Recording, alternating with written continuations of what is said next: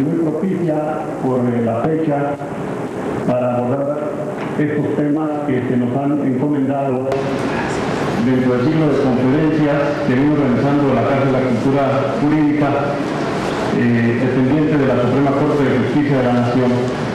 Agradecerles su interés por estar aquí y desde luego agradecer a la licenciada Mirna Angélica Pérez Medina, directora de esta Casa de la Cultura, la invitación que nos hiciera y las atenciones que han estado teniendo con nosotros sus colaboradores para hacer posible esta plática, esta conferencia.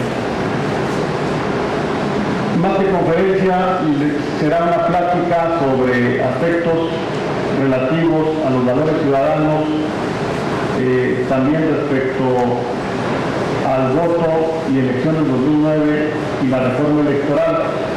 Algunas ideas, algunos comentarios que quiero compartir con ustedes sobre estos aspectos. En realidad son tres temas, vamos a tratar de dividirlos para que podamos ordenar las ideas y que ustedes puedan tener la información que hemos preparado este día y probablemente al final podamos tener también alguna intervención de ustedes, algún interrogante, algún planteamiento.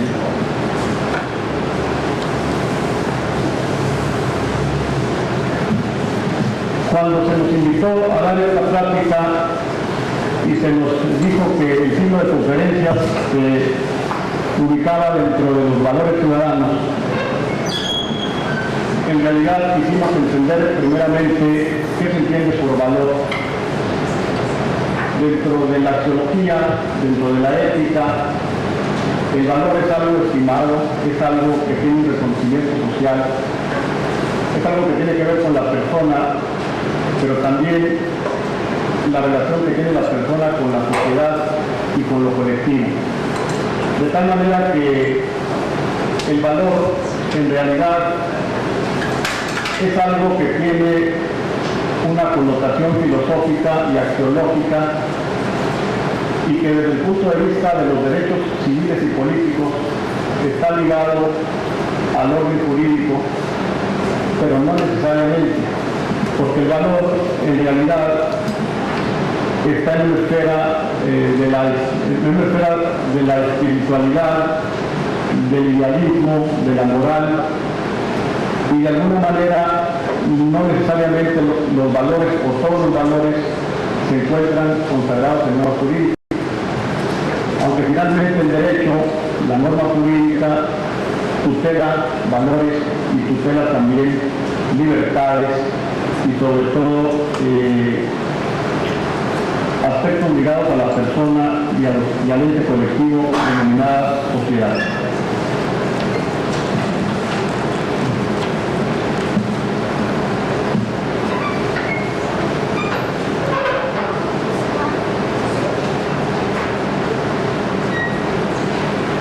Vamos a ver algunos antecedentes de los valores en el mundo. Primeramente podemos decir que los 10 mandamientos enunciados en el Antiguo Testamento son uno de los documentos de la antigüedad que más son citados por los diferentes autores respecto a valores de tipo moral que aparecen, digamos, en esta etapa de la historia que se conoce como prehistoria de los derechos humanos, los 10 mandamientos del Antiguo Testamento que todos ustedes de alguna manera han tenido ya referencia sobre este importante documento.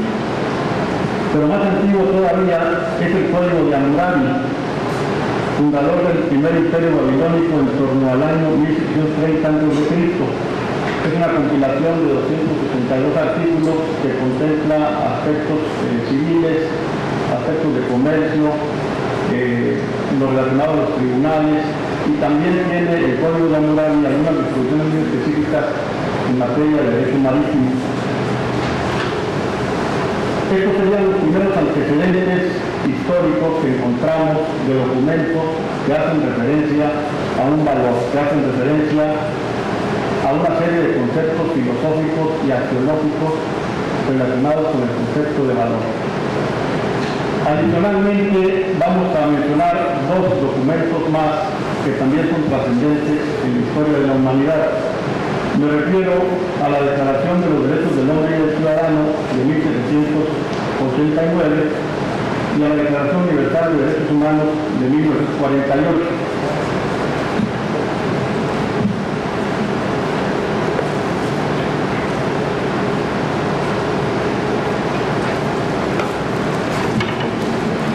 Estos dos documentos tienen una diferencia uno del otro de alrededor de 155-56 años.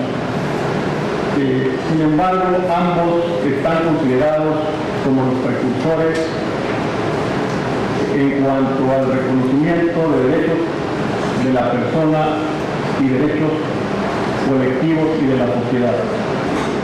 La Declaración de los Derechos del Hombre y del Ciudadano sigue una línea justnaturalista, es decir, el derecho natural, y considera que los derechos individuales tienen una validez en cualquier momento y en cualquier lugar y a nivel universal, de tal suerte que la aportación de este documento será en el sentido de que los derechos individuales y colectivos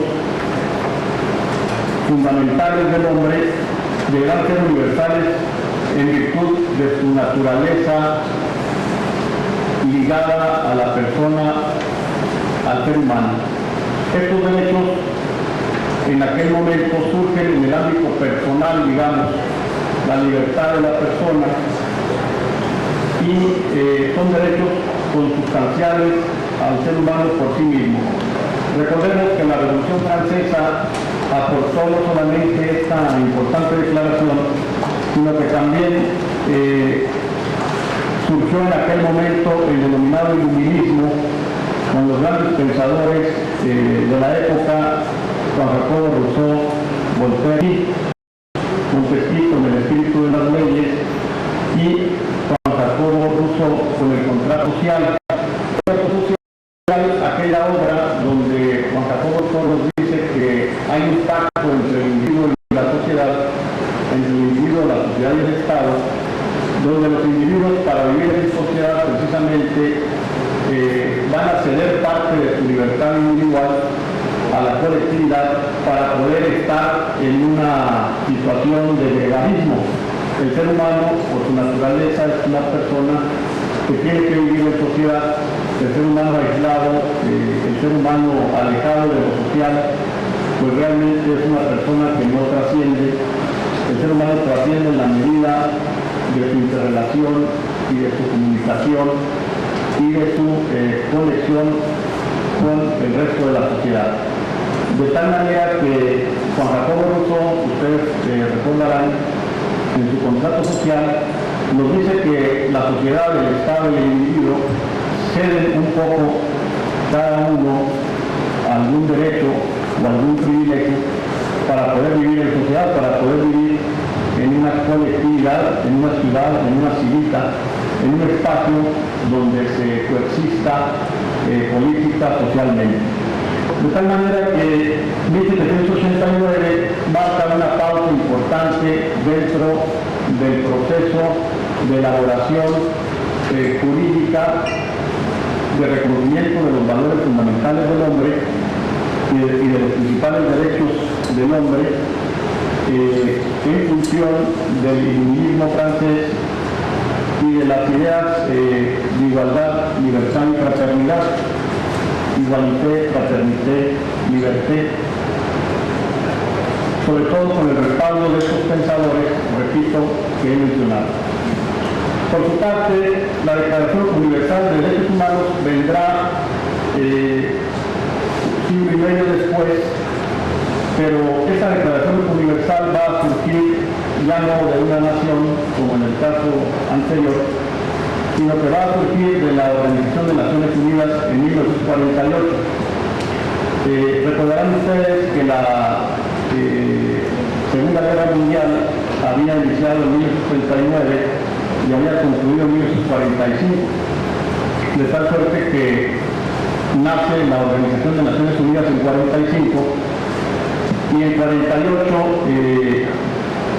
reunidos en París, precisamente, la Asamblea General va a declarar la universalidad de algunos derechos humanos. Ahorita vamos a ver, dentro de los 30 artículos que se compone esta declaración, cuáles son los derechos que se consideran por Naciones Unidas como fundamentales ya desde 1948.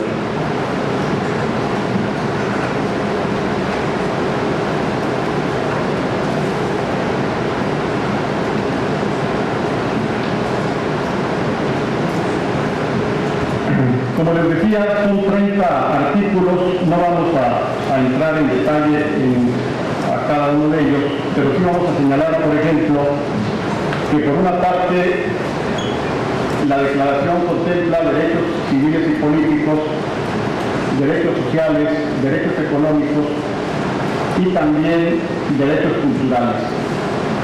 Por ejemplo, el artículo 1 proclama la libertad e igualdad de los hombres.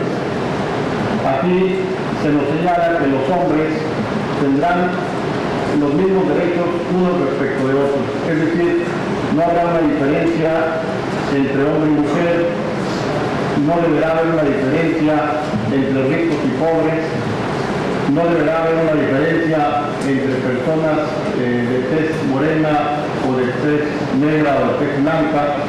Todos los individuos, por el solo hecho de ser individuos, son iguales ante la ley, son iguales ante el mundo, y todos los hombres tienen el mismo valor. Ese es el artículo número 1 de esta importante Declaración de los Derechos Humanos de 48. El artículo 2, por su parte, condena todo tipo de discriminación, no acepta ningún tipo de discriminación ni por nacionalidad, ni por religión, ni por creencia, sexo, inclinación política, color de la piel, etc. El artículo 3 va a establecer el derecho a la vida y a la seguridad, y el artículo 4 va a prohibir la esclavitud y la servidumbre.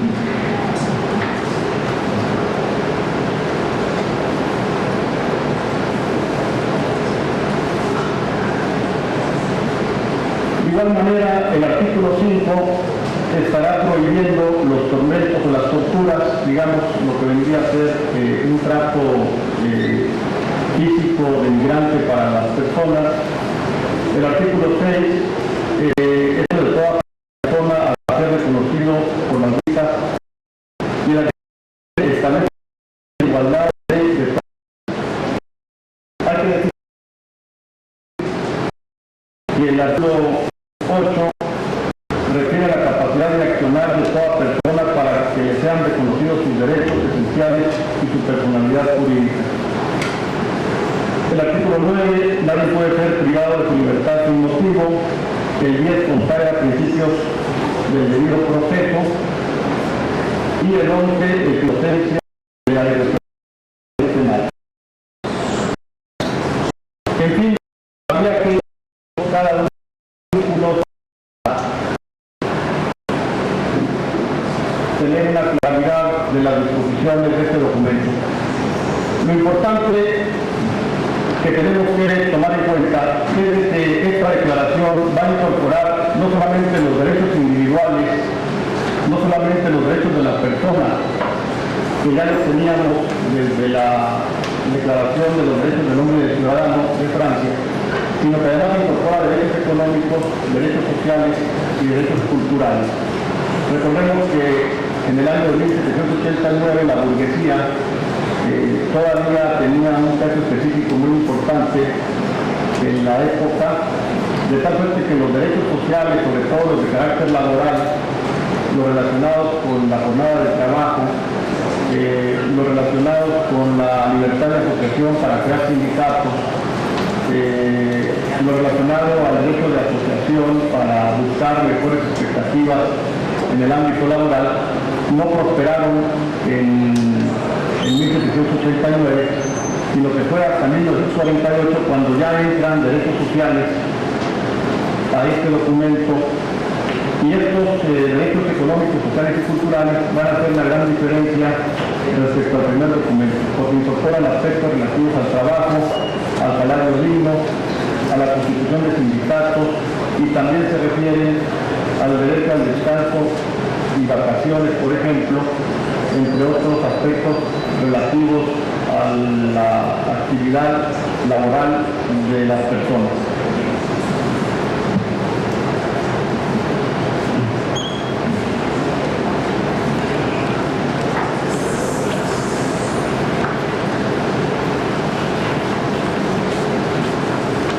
Bien, una vez que hemos visto ya estos documentos, que son los primeros dentro de la historia humana que van a referirse a valores y a derechos, tenemos que también hablar un poco de lo que se considera cómo se define un derecho humano. El derecho humano, repito, se encuentra más en el ámbito axiológico, se encuentra más en el ámbito de los valores, se encuentra más en el ámbito de la moral. No todos los derechos humanos están dentro de los derechos constitucionales, por ejemplo. Si bien es cierto que las constituciones políticas de los países modernos, entre ellos la nuestra, la de 1917, recoge en su parte relativa al título primero, capítulo primero de las garantías individuales, los principales valores y los principales derechos de la persona.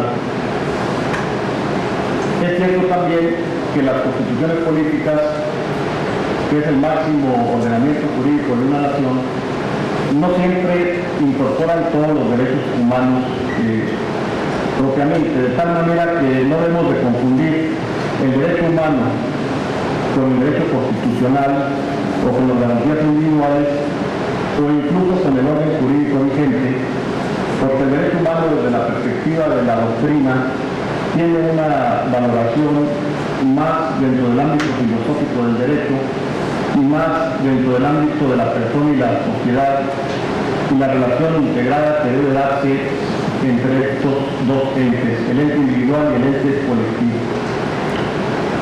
De esta manera podemos decir que los derechos humanos, de acuerdo a estas filosofías jurídicas, son aquellas libertades, facultades, instituciones o reivindicaciones relativas a bienes primarios o básicos que incluyen a toda persona por el simple hecho de su condición humana para la garantía de una vida digna.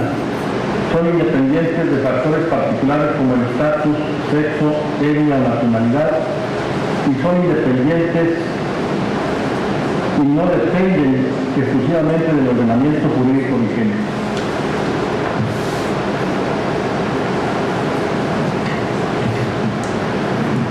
Bien. Vamos a pasar esta parte.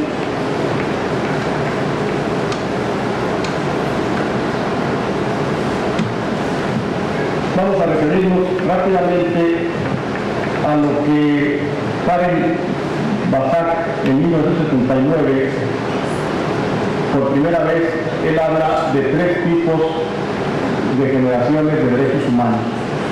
¿Por qué se le han denominado así? Porque precisamente van ligados al aspecto cronológico. Es decir, hay un primer tiempo, digamos, de derechos humanos, hay un segundo tiempo y hay un tercer tiempo. Este autor, Basak, le ha llamado derechos humanos de primera, segunda y tercera generación. ¿Cuáles son los de primera generación? Van ligados a principios fundamentales que surgieron, repito, y que vienen desde la Declaración de los Derechos del Hombre y del Ciudadano francesa de 1789. Van ligados a los principios, repito, de libertad, igualdad y fraternidad.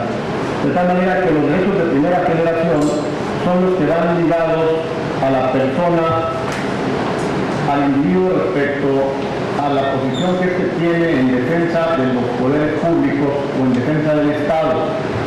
Es decir, los primeros derechos humanos que surgen son aquellos que protegen al individuo de su ámbito personal, de su vida privada, y surgen como una medida de defensa del ciudadano ante la omnipresencia, ante el poderío, ante la fuerza del Estado, ante la fuerza pública, la fuerza del sector público, de los poderes públicos. De tal manera que esa es la primera esfera de surgimiento de los derechos humanos denominados de primera generación y que están íntimamente ligados a la libertad personal de movimiento, a la libertad personal de dedicarnos a la actividad que queramos, a la libertad de tener una vida personal, de tener nuestra familia, de que el Estado no interfiera en nuestra vida si no es mediante un procedimiento, mediante una fundamentación, mediante una motivación jurídica plenamente establecida.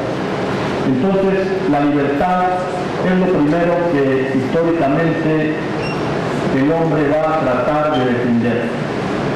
¿Defender de quién?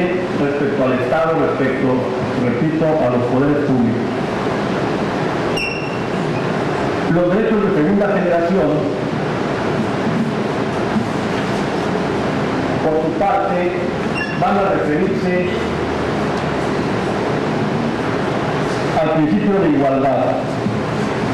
Es decir, queda ya en la primera generación el principio de libertad y el principio de igualdad aparece como la necesidad, aquí al revés, no de defensa respecto al Estado o frente al Estado o los poderes públicos, sino de exigencia al Estado y a los poderes públicos de que contribuya al desarrollo social, económico y cultural colectivo y por ende al desarrollo social, cultural y económico de la persona. De tal manera que estos derechos, dentro de la doctrina del estudio de los derechos humanos, se conocen como de segunda generación. Aquellos que tienen que ver con la exigencia ciudadana, con la exigencia individual hacia los poderes públicos para el cumplimiento de expectativas sociales, culturales y económicas. Es decir, ya estamos en el plano de la igualdad. Se le conoce, repito, como segunda generación. Y vamos a pasar a una tercera generación de derechos que esta prácticamente se conoce que surge en los años 80, de 1900 hacia adelante, y se vincula con la solidaridad o con la fraternidad. Es decir, se refiere a aquellos derechos que van más allá del individuo, que van más allá de la esfera privada que fue la primera generación, pero que van más allá también de la esfera pública-privada o de la exigencia de la esfera privada a la pública respecto a los derechos de igualdad y que se ubican ya en un contexto incluso internacional, que pertenecen a toda la colectividad en su conjunto, que no es de un individuo, que no es de una sociedad o de un país, sino que son derechos denominados de tercera generación porque involucran a toda la humanidad en su conjunto. ¿Como cuáles? Pues un derecho de esta naturaleza pudiera ser, por ejemplo, el derecho a un medio ambiente sano, el derecho a tener y a conservar nuestro patrimonio y naturaleza, nuestros mares, nuestros ríos, el problema del cambio climático, por ejemplo, que se está dando actualmente, que trasciende cualquier país, de tal manera que estos derechos que trascienden a los países se le conocen, de acuerdo a la clasificación de Basak, de Karel Basak, como de tercera generación. Otros derechos de este tipo son el derecho a la paz mundial, el derecho a una calidad de vida. Hay quienes consideran, por ejemplo, que la garantía frente a la manipulación genética, que actualmente pues, es una polémica también, los aspectos de manipulación de genes para experimentos científicos, aunque más bien se viene dando muy cerca de las personas, pero más bien se viene practicando con animales hasta este momento, se piensa que puede ser una afrenta esta manipulación genética científica a los derechos de tercera generación, aunque algunos autores consideran que sería una afrenta a los derechos de primera generación, pero con la variante de que se encuentran en una expectativa de mucha actualidad esta cuestión de la genética. Entonces, para resumir, los derechos humanos son algo que están íntimamente ligados a la persona, que van más allá de una ley, que van más allá de una constitución y que obviamente no siempre las constituciones políticas de los países incorporan todos los derechos humanos en sus ordenamientos y están divididos en su clasificación por los autores en derechos humanos de primera, de segunda y de tercera generación, así denominados y así reconocidos por la doctrina.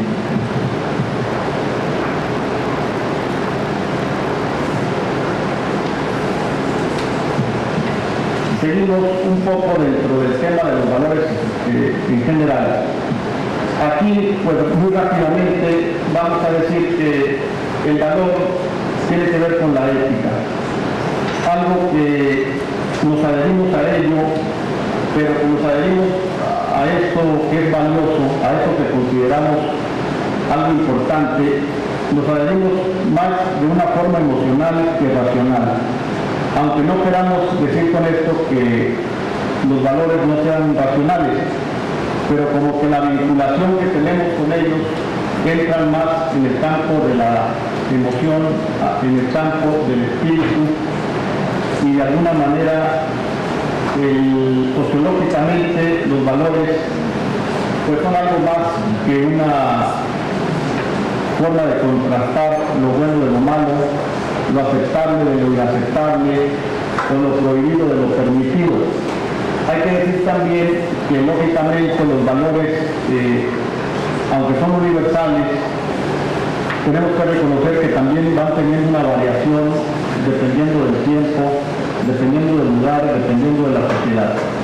Sin embargo, la característica del valor es precisamente una validez general, una validez amplia, un consenso social de que son cuestiones aceptables, propositivas, etc.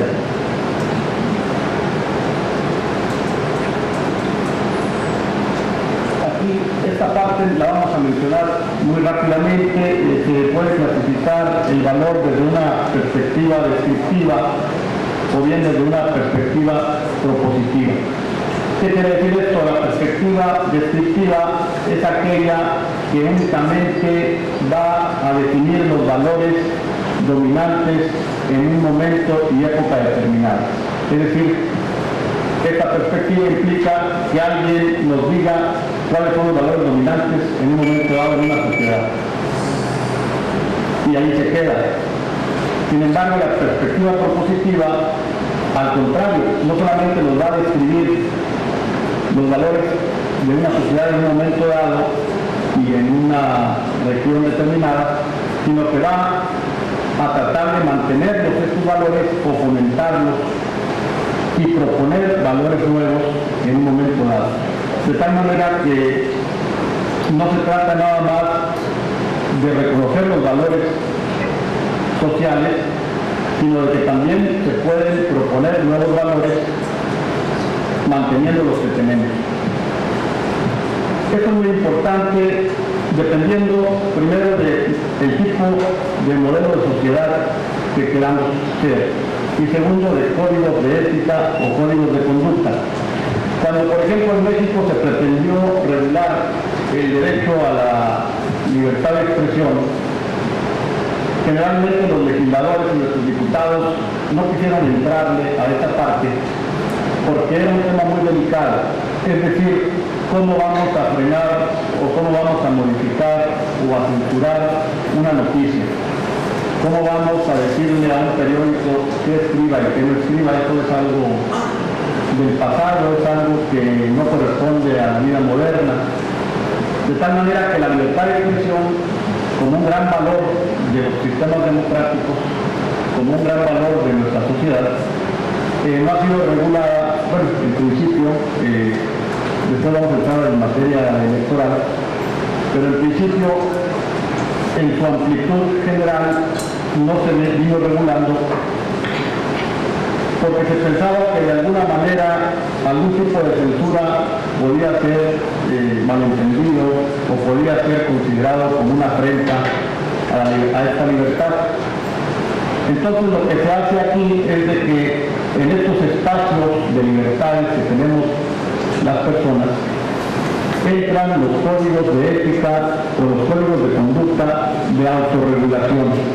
De tal manera que, por ejemplo, periódicos como el Universal o el Heraldo o la Jornada entraron en esquemas de elaboración de documentos que implicaban un código de conducta o un código de ética de su actividad, pero regulados no por el Estado, o no por el legislador, o no por el diputado, sino por ellos mismos. De tal suerte que en esta parte yo considero que efectivamente algunas libertades tienen que ser reguladas por nosotros mismos, tienen que ser reguladas por la sociedad, tienen que ser reguladas por los actores públicos que participan en la vida social y política. Ahora bien, los valores en general podemos dividirlos en 4 tipos diferentes. Tenemos los siguientes valores de acuerdo a la clasificación que hemos venido siguiendo. Estos valores son los siguientes.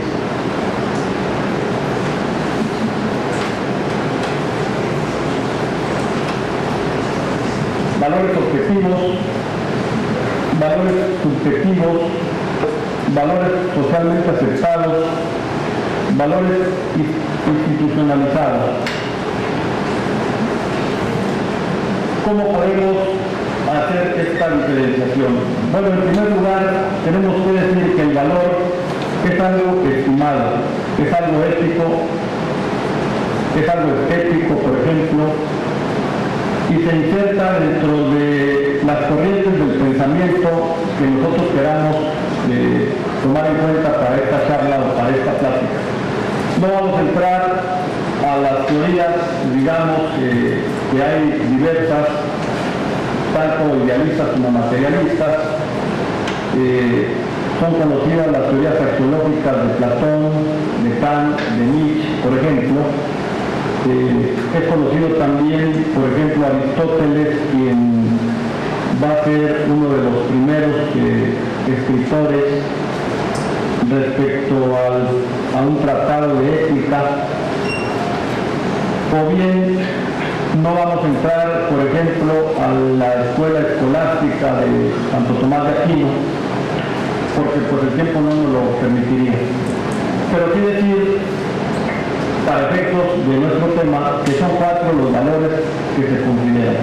Los objetivos, que siguen un patrón de conducta; los subjetivos, que tienen que ver más con la moral y la religión; los valores socialmente aceptados, que finalmente es el ente colectivo social el que les da importancia o les resta importancia a los mismos; y luego los llamados valores institucionalizados, que surgen de la educación, que surgen del orden jurídico y que surgen del derecho. ¿Verdad? Efectivamente, como bien se dice aquí, y me pareció interesante la frase, no hay valores ciudadanos si no hay buenos ciudadanos. Los valores son múltiples. ¿Qué valores podemos mencionar? Desde luego que ustedes podrán decirnos otros más, pero estos serían, digamos, los relevantes desde la perspectiva de la enseñanza de padres a hijos para formar ciudadanos. ¿Qué valores serían estos? Bueno, en primer lugar, pues no es algo que yo lo diga, sino que de la investigación que hemos hecho nos lleva a tener estos datos. Hay que decir que finalmente los valores ligados a la persona y ligados a la espiritualidad y ligados a la moral, pues mucho tienen que ver con la propia subjetividad, independientemente de que algunos de ellos, como dijimos antes, entren en la esfera objetiva. Pero, pues, ¿quién nos va a decir qué es lo valioso y qué no es lo valioso? Generalmente al valor se le antepone un antivalor, y así queremos que frente a un valor encontramos algo que choca contra eso y que es lo contrario. Es decir, tenemos la tesis y tenemos la antítesis. De tal manera que estos valores son algunos que nosotros hemos encontrado, no son todos, ni tampoco soy yo la persona indicada para decir qué valores son los supremos en un momento dado. Pero la competencia personal es fundamental. En un mundo globalizado, en un mundo competitivo como el que vivimos, los niños tendrán que entender desde muy pequeños, los jóvenes también, que la competencia entre personas no es algo que deba llevar a la discordia o que deba llevar a la confrontación, sino que es parte del desarrollo emocional del niño, del joven, del profesionista, del adulto. Hay una competencia personal permanente en los diferentes ámbitos, en el ámbito familiar, en el ámbito educativo, en el ámbito profesional. Y esto es sano y se considera un valor.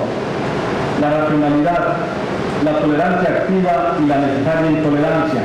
Aquí yo creo que se refiere a la tolerancia como un principio general, pero deja un resquicio para la intolerancia. Seguramente en algún momento donde se sobrepasan los límites de nuestro propio valor, pues ahí ya no tendríamos que ser tolerantes, porque entonces estaríamos siendo cómplices o estaríamos siendo víctimas o no sé, estaríamos participando de la imprudencia o de la intolerancia a través de nuestra tolerancia de otros, ¿no? Entonces, debemos ser tolerantes y un poquito intolerantes cuando se requiera. La solidaridad es un valor fundamental, la espiritualidad, ya lo habíamos dicho, la utopía para lograr un mundo mejor. Esto también tiene que ver con el hecho de que la esperanza, como dicen, nunca muere. Siempre tenemos que pensar que el mañana, que el futuro, que lo que vendrá, lo que buscamos, por lo que luchamos, tendrá que ser mejor. Yo creo que si no hay una motivación de esta naturaleza, de buscar opciones para que las cosas mejoren en nuestros ámbitos, pues no tendríamos razón de vivir. De tal manera que esa utopía, ese mundo ideal que siempre soñamos y que debemos seguir soñando con él, es un valor también que debemos de conservar desde mi punto de vista. Yo agregaría a estos valores el de la ética personal y profesional, que no está aquí en la guía, pero que lo estaríamos agregando como un valor fundamental. Otro valor fundamental, y Aristóteles también nos lo dice, es la felicidad. Todos buscamos de una o de otra manera ser felices. Estamos aquí en la vida pues para cumplir nuestras expectativas, pero también para ser felices nosotros y hacer felices a las personas que nos rodean. Aristóteles consideraba la felicidad como un valor fundamental. Hay otros valores, la lista es larga. Aquí rápidamente les voy a dar a conocer otros valores que ahí están. Y únicamente pues diríamos que nos va a interesar de todos ellos para efecto del tema que sigue, porque hay que decir que son 3 temas en uno. En realidad nos fue un poquito difícil la conferencia porque vamos a hablar de otros 2 temas, el aspecto electoral, la participación ciudadana y las elecciones y el voto 2009, que vendrá ahorita más adelante. Esto es nada más la introducción. Entonces ahí están estos valores y nos vamos a quedar con el de participación, ¿verdad?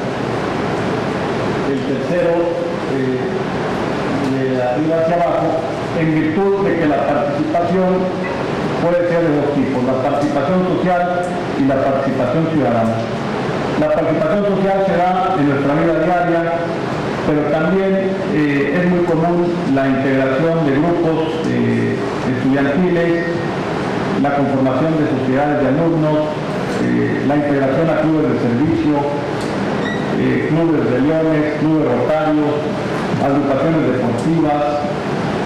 Siempre estamos en una constante agrupación social, familiar, interpersonal e interactuando con otras personas, de tal manera que quien no participa socialmente se aísla quien no participa socialmente se vuelve una persona atípica, no pudiera decir que sin valor, pero sí atípica, de tal manera que la participación social primero tiene que darse.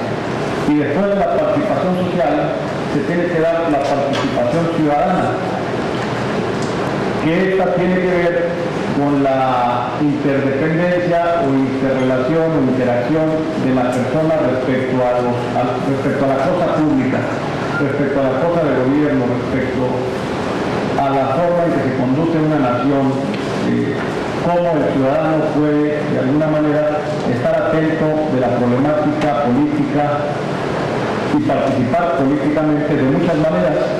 No necesita uno ser candidato para participar en la política, hay diferentes formas de hacerlo. Entonces nos quedaríamos con esa situación, decir también que el civismo vendría a ser otro valor importante. El civismo viene del latín civis, que significa ciudadano y ciudad, y que tiene que ver con las pautas mínimas de comportamiento social que nos permiten convivir en colectividad, el civismo. Ese civismo que habían quitado de los libros de texto gratuito de las escuelas y que parecía una aberración, y el civismo, y más que el civismo, la ética, como que lo querían borrar de los libros de texto, y desde luego esto no fue posible porque hubo una demanda en sentido contrario. Muy bien, entonces pues ahí nos quedamos con el asunto de los valores, con el asunto del aspecto arqueológico, filosófico y demás, y vamos a entrar a algo ya un poquito más jurídico, o muy jurídico, que tiene que ver con la Constitución Política de México. ¿Qué dice la Constitución Política de México respecto a los valores? ¿O qué valores fundamentales son tutelados ya desde el punto de vista jurídico? Que es distinto a un derecho humano, como dijimos, o es distinto a un valor, aunque la Constitución desde luego tutele y desde luego apoye valores fundamentales. Pero aquí estamos hablando ya de disposiciones jurídicas obligatorias y sobre todo en el marco de la Carta Magna, ¿verdad? Entonces aquí tenemos, por ejemplo, la Constitución Política del 17. La Constitución Política del 17 tiene un capítulo primero, dentro del título primero, que se conoce como las garantías individuales. Quienes son abogados y pues, quienes no lo son también saben que la Constitución está dividida en una parte dogmática y en una parte orgánica. Y esta primera parte refiere a los derechos fundamentales, del artículo primero al 29. Ahí estamos reflejados todos los mexicanos porque nos pertenecen estos derechos a todos nosotros.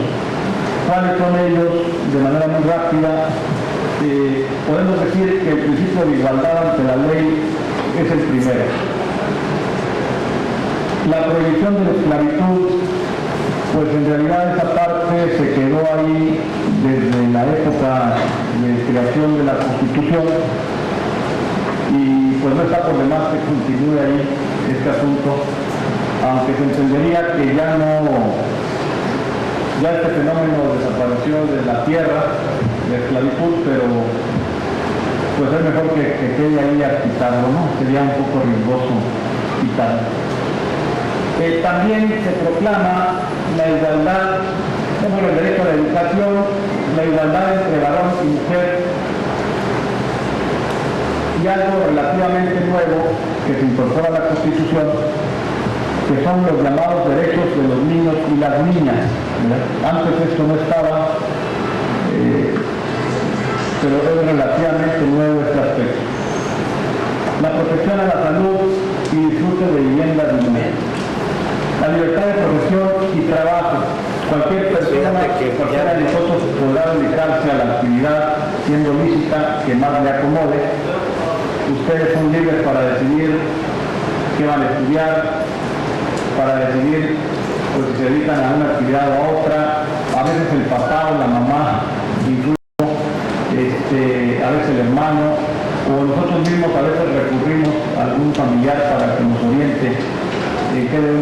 social, pero teóricamente la libertad es plena del individuo de dedicarse a la actividad que más desee, que más le agrade, en la medida en que se vaya pudiendo, desde luego, pero está consagrada como una libertad importante.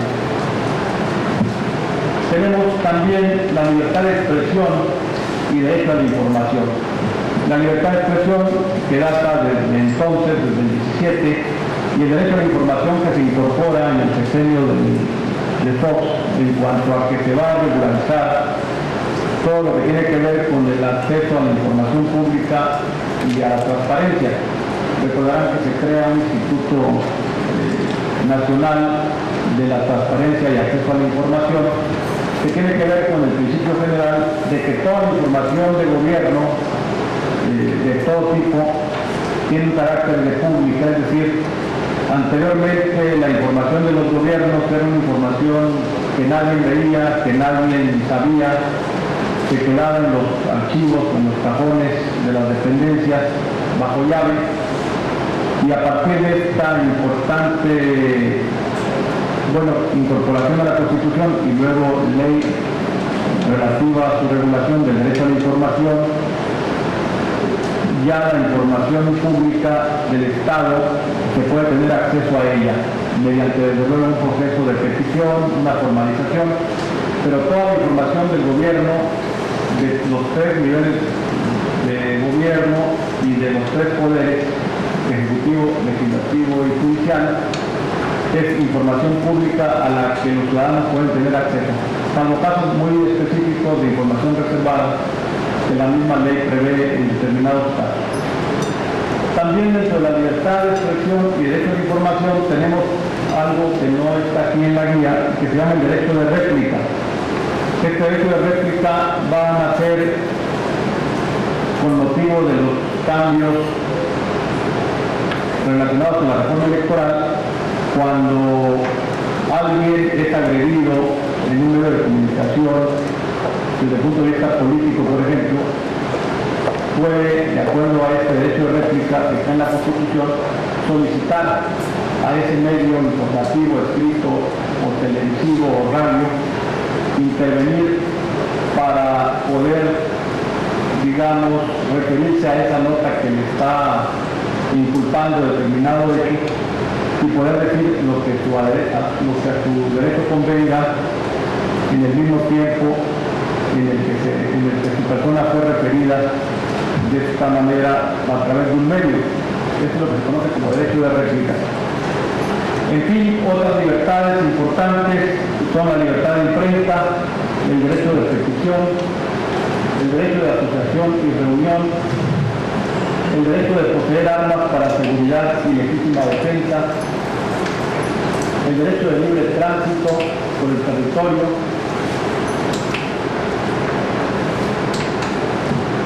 todos podemos en un momento dado ir o venir a cualquier parte de la República, podemos ir al norte, ir al sur, viajar dentro de la entidad.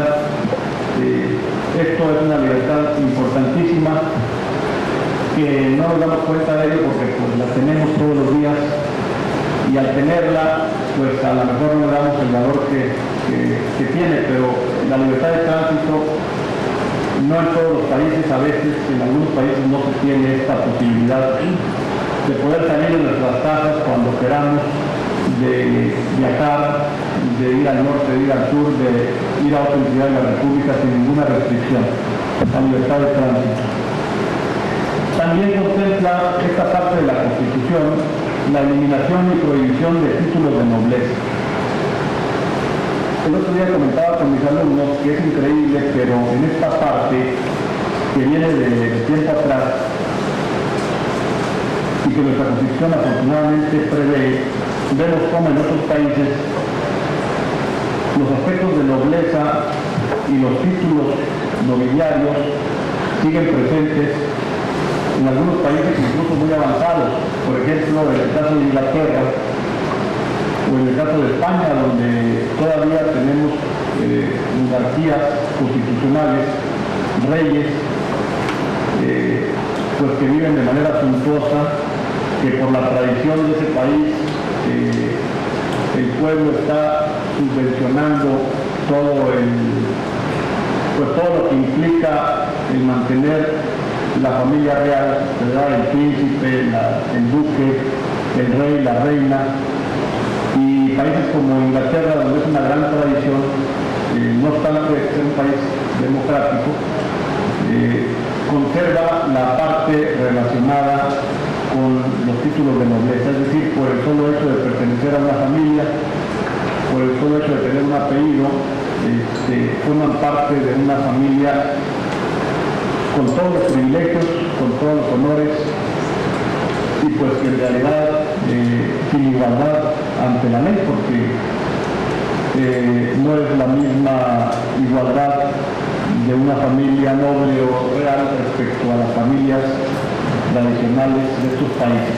Es increíble que todavía en este siglo, en el siglo XXI, tengamos reyes, tengamos duques, tengamos príncipes y familias reales que están subvencionadas económicamente hablando y llenas de lujos en estos países tan avanzados, por mencionar solamente algunos, Inglaterra y España. También tenemos garantías de seguridad jurídica y derecho de audiencia.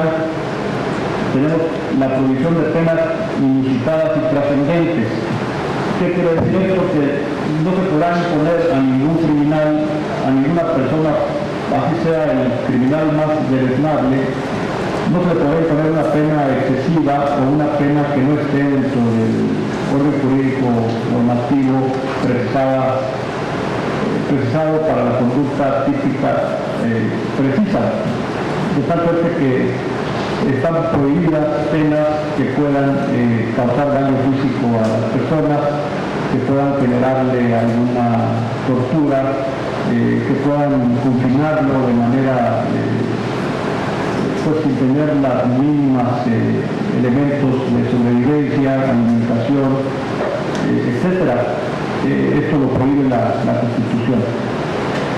Desde luego, una libertad muy importante, la libertad para profesar creencias religiosas. Esto también es algo muy natural, lo vivimos todos los días, pero recordemos que en el pasado, en diversas épocas de la humanidad, pues muchas gentes fueron perseguidas o fueron detenidas o incluso se les privó de su vida por profesar una religión distinta a la que oficialmente se tenía, ¿no? Entonces, en realidad, recordemos la Santa Inquisición, por ejemplo, esta libertad de creencia es muy importante y pues todas estas libertades han costado mucho trabajo y mucho esfuerzo y mucha sangre derramada, ¿no? En fin, entonces la Constitución Política de México tiene en su artículo del 1 al 29 estos derechos fundamentales y estos valores fundamentales.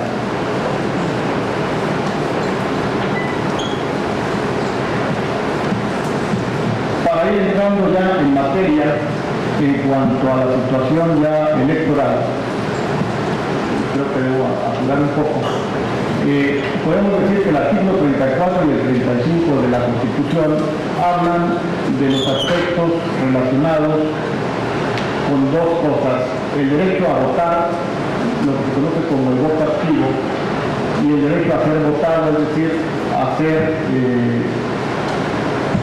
pues considerado, toda persona tiene el derecho a ser considerado para un cargo de elección popular por parte de un partido político. Tenemos el derecho de votar, que significa la elección de nuestros gobernantes, la elección de nuestros diputados y senadores, y el derecho al voto activo es uno de los derechos políticos fundamentales que se encuentran a disposición de la ciudadanía de un Estado.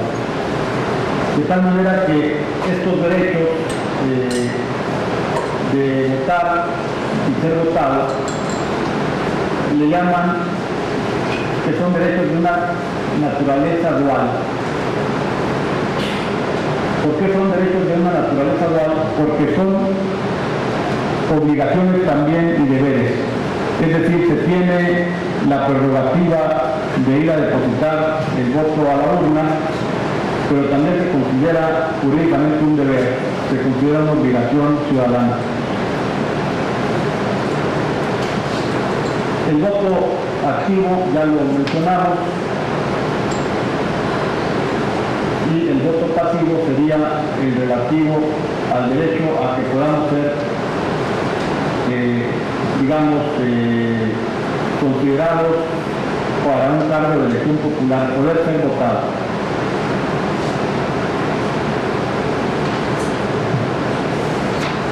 Entonces, estos derechos, que son fundamentales dentro del sistema democrático, nos permiten en nuestro país estar viviendo en un sistema político de partidos. ¿Qué sucede? Que el artículo 41 de la Constitución nos marca que los partidos políticos son entidades de interés público y a través de ellos, como organizaciones, se buscarán los mecanismos para que los ciudadanos accedan a la función pública o accedan a los diferentes cargos de elección popular. En México no podemos todavía tener candidatos independientes, la ley no lo permite, o ciudadanos que quieran disputar una candidatura a diputado o a senador o a la presidencia, no pueden aspirar a ello si no son postulados por un partido político. Ustedes recordarán hace unos años a Jorge Castañeda, que inclusive presentó una queja a nivel internacional ante la Corte Interamericana de Derechos Humanos, quejándose de que se le vulnerara un derecho fundamental como ciudadano, porque ningún partido lo acogió, ningún partido lo postuló a la presidencia de la República, y él consideraba que podía ir como candidato sin partido. Esto actualmente no es posible. Hay alguna exigencia generalizada en el sentido de que se incorporen en la ley electoral las candidaturas ciudadanas. Sin embargo, actualmente esto no funciona así, sino que es a través del partido político como se puede acceder a un cargo de elección popular.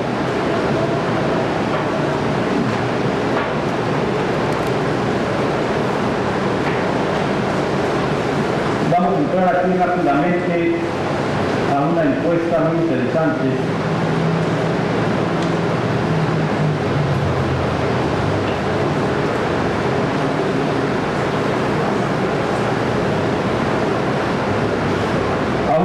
que nos pareció muy interesante, que se denomina ENCUP. La ENCUP, que es la encuesta nacional sobre cultura política y prácticas ciudadanas, fue realizada en el 2008, pero fue publicada en mayo del 2009. Es una encuesta que se hizo con una metodología probada científicamente, incluso está dentro de una página oficial, la www.encup.gov.mx, y ofrece información sobre la cultura política y las prácticas ciudadanas en México. Algunos datos pues, son reveladores de la situación actual en cuanto a que uno de los puntos principales que se detectan es la falta de confianza de los ciudadanos respecto a diversas autoridades y respecto a diversas instituciones. La encuesta nos revela que de las instituciones que tienen mayor prestigio en México, o cuando menos mayor nivel de confianza, son tres principalmente, cuatro. El Instituto Federal Electoral, que tiene un nivel de confianza importante, no obstante que la confianza en este instituto decayó en el último año. Después voy a comentarles por qué. El Ejército y la Iglesia son, las instituciones que cuentan con mayor grado de confianza entre la ciudadanía. Un grado importante de confianza dentro de los niveles de gobierno lo tiene la Suprema Corte de Justicia de la Nación, efectivamente, con un alto índice de confianza por parte de los ciudadanos, no así la Cámara de Diputados y la Cámara de Senadores, que tienen un índice de confianza bajo.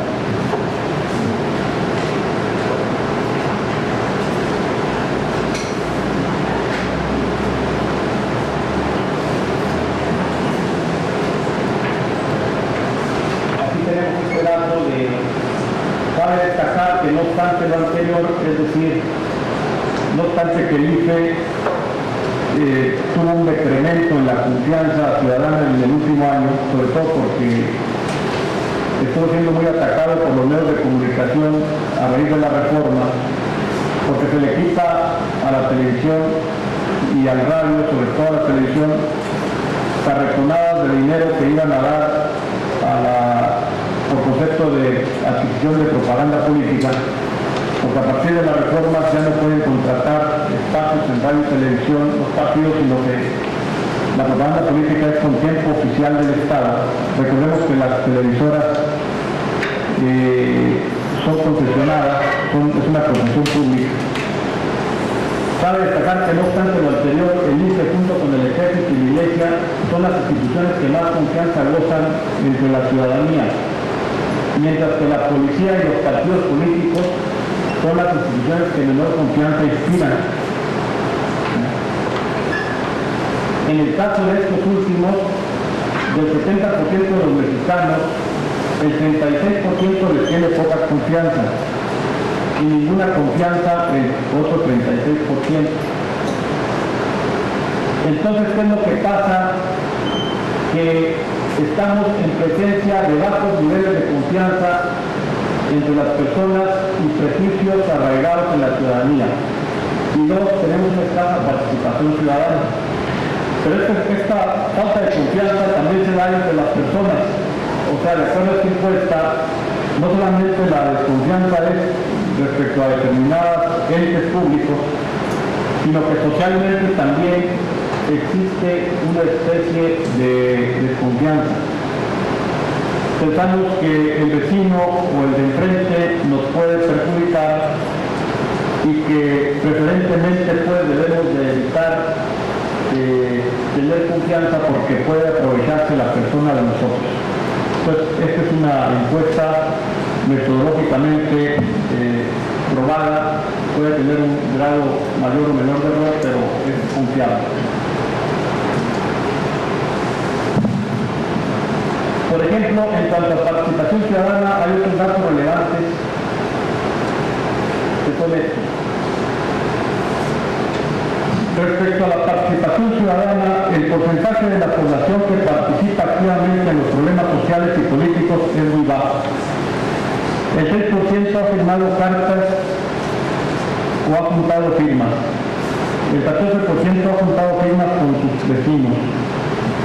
Solo el 9% ha participado en marchas o plantones para apoyar causas políticas o ciudadanas. El 13% ha participado en programas para combatir la inseguridad.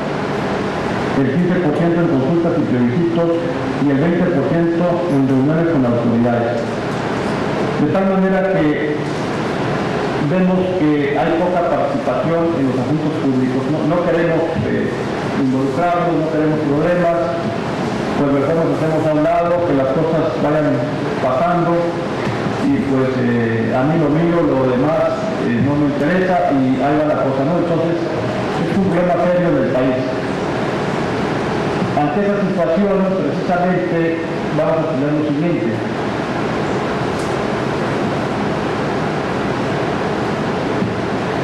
Ante esa situación, tenemos aunado al proceso electoral del 2006, que ustedes lo recordarán, donde por primera vez los resultados electorales para presidente de la República fueron sumamente reñidos entre el candidato del primer lugar y el candidato del segundo. Entiendo que la diferencia de votos estuvo entre 240.000 y 250.000 votos en toda la República. Ante esa situación, y desde luego, pues la percepción ante la sociedad de que era necesario un cambio en la legislación electoral para darle mayor claridad a estos procesos y evitar el golpeteo y evitar precisamente que los resultados se volvieran a cuestionar. Ya no se cuestionaba si se había dado un problema en la urna, si se había rellenado una urna o se habían robado una urna como sucedía hace muchos años. El problema fue la equidad en las campañas, la equidad en la competencia, la intervención de las televisiones o de grupos del sector privado a través de las televisiones a favor o en contra de un candidato. Ustedes recordarán que tuvo que hacer recuento de muchos votos, intervino el Poder Judicial de la Federación, se tomaron varias calles de la Ciudad de México, casi se paralizó el Distrito Federal, porque curiosamente una de las fuerzas políticas nacionales importantes tiene su bastión principal en la capital de la República. Todo esto aunado a una nueva legislatura hizo casi ineludible una reforma electoral más en México que se lleva a cabo en el 2007 respecto a la Constitución Política y posteriormente en el COFIPE, en el Código Federal de Instituciones Políticas y Procedimientos Electorales, y realmente se reforma el COFIPE también y se reforma la Constitución en el 2007 y 2008. ¿En qué materia y en qué dimensión? La reforma constitucional reciente de hace 2 años, que además está en vigor ahora en este proceso electoral, está funcionando por primera vez esta reforma, tuvo que ver con 5 aspectos principales. 1, con la estructura del IFE. 2, con el financiamiento de los partidos políticos. 3, la publicidad en medios electrónicos y comunicación. 4, procesos electorales. Se regularon por primera vez las precampañas y las campañas políticas son más cortas. Y por último, fue adecuada o se adecuó la justicia electoral. De igual manera, una vez que se reformó la Constitución, se hicieron la COFIPE como la ley de la materia. Entonces el COFIPE fue reformado también en todos los mismos rubros, excepto de la justicia electoral, porque eso compete a otro órgano, que es el Tribunal Electoral del Poder Judicial. Pero la reforma del COFIPE comprendió también modificaciones a la estructura del IFE, financiamiento de los partidos políticos, publicidad en medios electrónicos de comunicación y procesos electorales. Rápidamente voy a señalarles en qué consistió cada uno de estos elementos.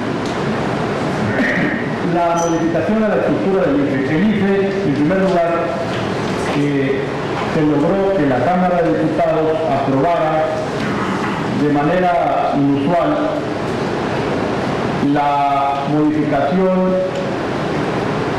de los tiempos de duración de los consejeros, de tal suerte que decidieron remover al consejero presidente del IFE, a Ugalde, en el sentido de que tenían que designarse nuevos consejeros de manera escalonada a partir de un calendario que aprobó la Cámara de Diputados, en el sentido de que tendrían que dejar el cargo de consejero quienes lo tenían y estos irían siendo sustituidos paulatinamente.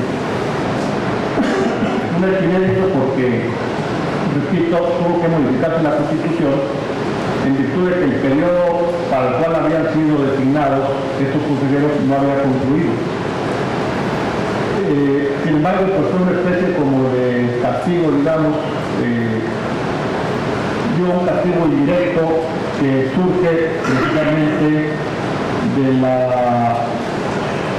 un proceso electoral sumamente competido y que puso al país pues un poco de cabeza en virtud de que nunca habíamos tenido un resultado tan cerrado para la elección de presidente de la República y el país se vio convulsionado como pocas veces en el 2006.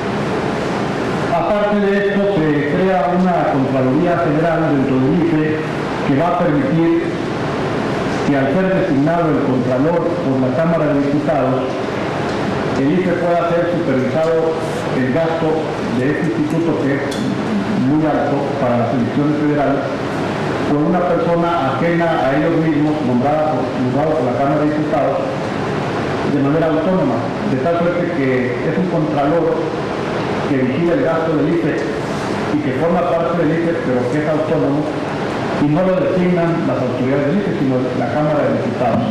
Ese fue otro punto muy importante. Otro aspecto relevante lo fue también, sin duda, lo relacionado a las facultades de fiscalización. El IFE ahora puede revisar con mayores atribuciones el financiamiento público que reciben los partidos políticos, porque se crea un órgano técnico específicamente para llevar el seguimiento del gasto de los partidos.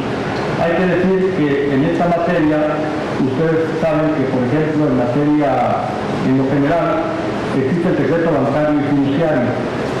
En el caso de los partidos políticos, el IFE, esta unidad o órgano técnico del IFE para fiscalizar el dinero de los partidos políticos, puede acceder incluso a datos bancarios, a datos fiduciarios y fiscales o de la Secretaría de Hacienda. No solamente puede, sino que tiene facultades para exigir información bancaria y fiduciaria cuando se trata de una investigación relativa a los partidos políticos. Esto le da una gran fuerza al IFE para revisar con lupa el dinero que gastan los partidos. Esto era muy necesario y muy conveniente. Obviamente se le dan mayores atribuciones en materia de radio y televisión. Ahora el IFE es el órgano encargado, el único órgano encargado de administrar los tiempos para partidos políticos en radio y televisión. Todos los anuncios que ustedes ven en la televisión de los partidos tienen que pasar por el IFE primero. Entonces el IFE es el que no lo revisa, sino que lo recibe y los envía a las televisoras y les indica los tiempos que deben de pasarlo, en qué tiempo, en qué horario, porque el IFE es la autoridad única en el país para administrar tiempos en radio y televisión. Estos tiempos en radio y televisión no le cuestan ya al partido político, son parte del tiempo oficial que tiene el Estado. ¿Por qué tiene tiempo oficial el Estado de la televisión? Porque la televisión, recuerden ustedes que es una concesión pública, de tal suerte que por ley las televisiones tienen que darle al gobierno pues una especie de impuesto a través del tiempo en televisión. El tiempo en televisión es muy caro, es millonario. Era millonaria la cifra que se gastaban en el pasado los partidos en radio y televisión, pero además todo el mundo podía contratar tiempo en radio y televisión para fines políticos. A partir del cambio al COSIC y a la Constitución, únicamente el IFE les da el tiempo a los partidos y nadie puede contratar tiempo en televisión. Muchos dijeron, no, lo que pasa es que están limitando la libertad de expresión. Las mismas televisoras todos los días atacaban al IFE porque dejaron de recibir o están dejando de recibir sumas millonarias por concepto de publicidad de partidos políticos.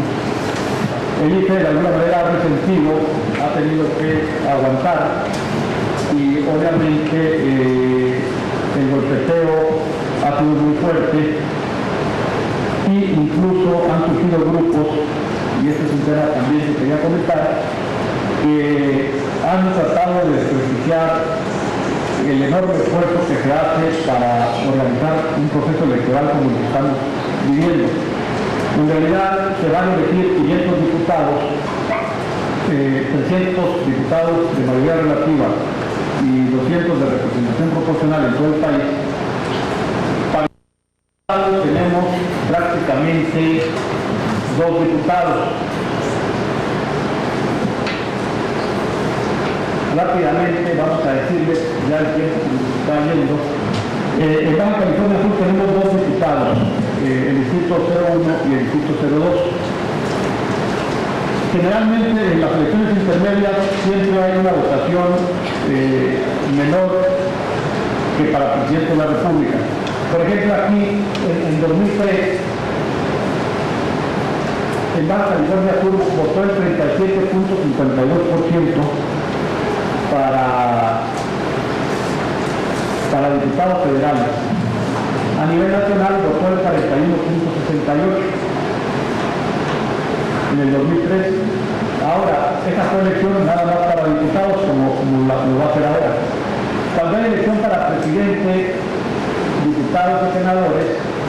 del 2006 aumenta la votación.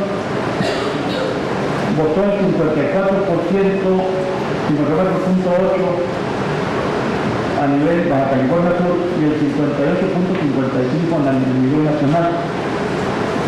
¿Por qué? Porque había, o estaba de por medio, la elección del presidente. Actualmente, es decir, hay una diferencia casi del 17% entre la del 2003 y la del 2006. Ahora que tenemos, en 2009, hay un listado nominal de 392.000 y fracción ciudadanos. Se van a instalar 777 casillas en todo el estado. 5.439 funcionarios de casilla van a estar en las casillas, propietarios y suplentes. Es un universo muy grande de gente capacitada para que reciban los votos. Han venido actuando supervisores electorales 28 y capacitadores 158, los que van a las casas a capacitar al que va a estar en la mesa de casilla. Y habrá 130 observadores electorales. Habrá representantes de partidos políticos, partidos políticos ante mesas de casillas. Aquí puede hablar, dependiendo de que un partido acredite uno o dos representantes en las mesas de casilla. Y hay 8 fuerzas políticas que ahí están. Entonces vamos a elegir propiamente diputados. Vamos a elegir diputados y dentro del marco de una reforma electoral nueva, repito que ha sido muy cuestionada sobre todo por el dinero que se le ha quitado a las televisoras que recibían anteriormente. Como toda reforma electoral es perfectible, sin embargo nosotros pensamos que la organización de una elección en México ha implicado pues, muchos años de esfuerzo. Venimos de procesos muy difíciles en la época revolucionaria. Ha costado mucho dinero construir un sistema democrático. A veces pensamos que no participar implica una forma de protestar. Efectivamente hay inconformidades, hay insatisfacciones. Pero pensamos que la mejor forma de transformar finalmente a las instituciones es yendo a votar. Hay grupos que han planteado el voto blanco, como ustedes saben. Sin embargo, hay otras organizaciones que hablan de que hay que fijarse bien por quién se vota, pero hay que votar. Porque finalmente el voto blanco no tendrá un efecto jurídico importante, es decir, no va a tener una trascendencia. Y por el contrario, pues se va a perder como un voto que no cuenta, digamos. Parece que puede contar únicamente para efectos de los partidos pequeños en relación con la votación total emitida y que se tome en cuenta para, de acuerdo al porcentaje, deberán tener los partidos pequeños un 2% de la votación total emitida. En esa parte sí pudiera contar, pero el efecto es mínimo. De tal manera que, pues en novedad de tiempo y respetando el tiempo de ustedes, quisiera decirles finalmente pues que la democracia mexicana no es una frase hecha, o a veces pareciera que es algo ya muy hecho el decir que hay que fortalecer el sistema democrático de México. Pareciera una frase hueca, pero en realidad sí tenemos que hacerlo porque hay situaciones muy difíciles. Tenemos el caso de Honduras, tenemos el golpe de Estado en Honduras, tenemos manifestaciones o ciertos indicios por ahí, ya se leen de que pudiera México llegar a una situación de un gobierno militar. No se trata de asustar a nadie, pero sí creo que perderíamos mucho los mexicanos si dejamos ir a las urnas, porque nuestra única esperanza es precisamente un gobierno legitimado, un gobierno o autoridades o partidos o diputados legitimados, sean del partido que fuere, pero que tengan el respaldo ciudadano, porque sin el respaldo ciudadano nuestro país se nos puede desmoronar. Entonces invitarles nada más en ese sentido a ejercer el voto razonado por el partido que ustedes decidan este domingo 5 de junio. Muchas gracias.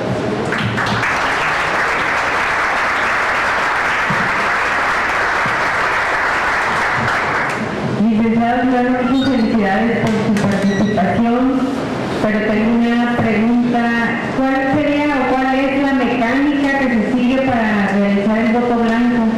¿Cuál es la mecánica? O sea, ¿en qué va a repercutir? Yo voy y voto, va a haber un cuadrito en donde dice voto blanco o me abstengo, ¿qué es lo que va a decir? Bueno, en realidad, acuérdense que hay anteriormente lo que veía era, por ejemplo, voto por un candidato no registrado.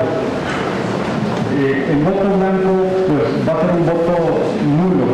¿Qué quiere decir? Que no se va a votar por nadie, o se va a sacar toda la boleta y se va a depositar en la urna sin que el ciudadano marque con claridad a qué partido le está dando su voto, a qué candidato.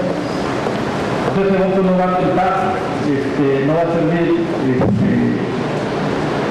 Se supone que lo que se quiere es que sean muchos para que sea una forma de inconformidad, pero finalmente no es cierto, porque el efecto real que pueda tener ese voto, pues primero se desconoce. Y segundo, jurídicamente no es válido un voto blanco, no tendría ningún sentido. Y en realidad nosotros estamos pues en contra de ese voto blanco porque cuesta mucho trabajo realizar una elección, mucho dinero, muchos años, han sido años realmente pues muy difíciles en México, de conflictos políticos, para que un grupo promueva esta situación que no tiene ningún efecto. Muchas gracias.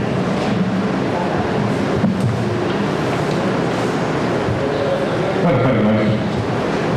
He escuchado con atención su ponencia.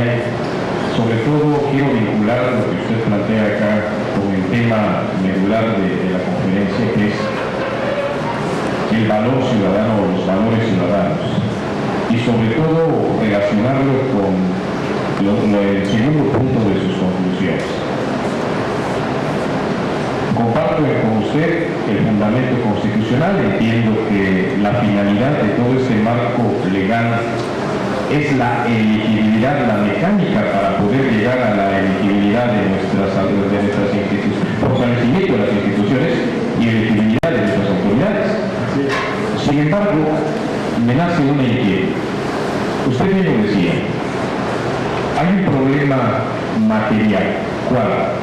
Lo que refleja no esta, sino todas las estadísticas reconocidas, oficiales y no oficiales, que desencadenan en un problema nada más. ¿Cuál? La falta de credibilidad de nuestras instituciones. ¿Por qué menciono esto más? Porque al final de cuentas todo se reduce en una población que yo me atrevería a abundar en que habría que distinguir dos aspectos fundamentales: el aspecto sociocultural y el aspecto valorativo. Y lo planteo en ese orden, y ahí va encaminada mi cuestionamiento, porque como usted lo plantea en un momento inicial, el valor no se puede entender si no se tiene un conjunto o un contexto cultural. Se vive, pero no se sabe vivir. Se tienen valores, pero no se pueden apreciar. Se tiene el valor del voto, el derecho del voto, pero no se sabe. Y ahorita en este momento hay un cúmulo de confusiones donde uno, perteneciente a un partido político, como lo reconoce, invita a votar por otro partido político, y en los debates son más debates de defectos que debate de propuesta. Entonces ahí estaría el gran dilema, primeramente del aspecto sociocultural, que no nos permite entender el elemento cívico para poder apreciar el segundo momento, que es el problema de carácter también formal. ¿Qué voy a ir a hacer a la hora? De ahí que, no sé, aunado a esto, el grave problema de un nuevo concepto que acaba de nacer y está populando, la partidocracia. Por lo que escuchaba de su currículum, maestro, veo que usted conoció directamente el problema de la reforma en el Congreso. Mis dos preguntas son: primeramente, ¿tiene razón de ser en este planteamiento esa reforma político-electoral del 2007, cuando tal parece que lo único que llegó a consolidarse fue materialmente libre, pero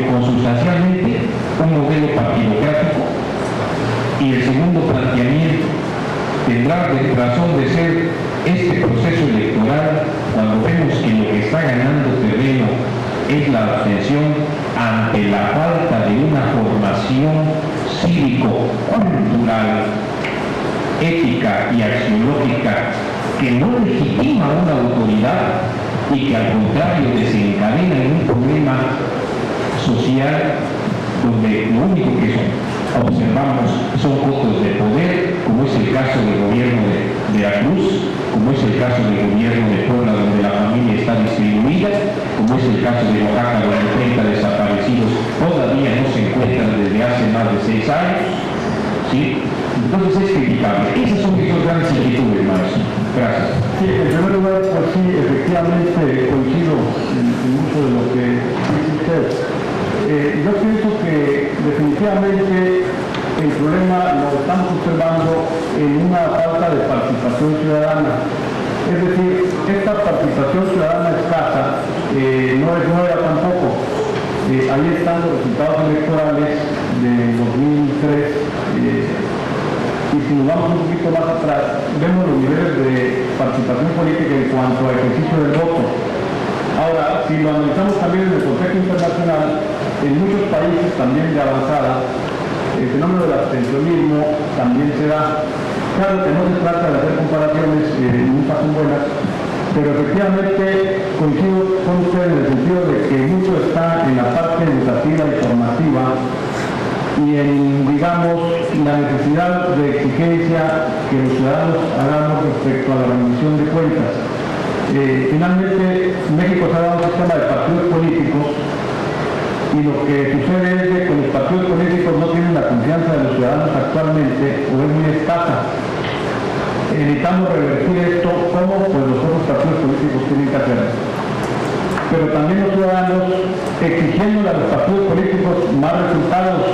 Hay fenómenos interesantes, hay grupos ya de la sociedad civil que están exigiendo, si usted quiere, cosas menores, pero hay unos que dijeron, bueno, yo voto por el que me lleve ante el notario público los compromisos. Creo que puede defender o no, pero ya es una situación. El otro dice, yo voy a votar, pero te voy a llevar un seguimiento puntual, mes por mes, de lo que estás haciendo y te pido un informe cada semana o cada 15 días de lo que vas a hacer en la Cámara de Diputados. Hoy los que dicen, hay que promover la reelección para que el diputado que trabaje bien y que nos dé buenas cuentas, vayamos y votemos por él otra vez dentro de 3 años. Es decir, hay muchas formas de conseguir una adecuación de nuestras normas y de la realidad política hacia adelante. En su momento, esta reforma fue trascendente. No estuve yo en la Cámara recientemente, estuve hace algunos años en la Cámara de Diputados, trabajando en la Cámara de Diputados, pero no recientemente. Sin embargo, creo yo que esta reforma sí fue muy cuestionada precisamente por el impacto que tuvo en materia de medios de comunicación. De tal manera que, superado esto y una vez que tengamos pues una conformación nueva de Cámara de Diputados, se habla ya de una revisión de esta reforma a nivel legislativo. Pero en principio, pues los resultados tendremos hasta el próximo 5 de julio. ¿Alguna otra pregunta? ¿Comentario?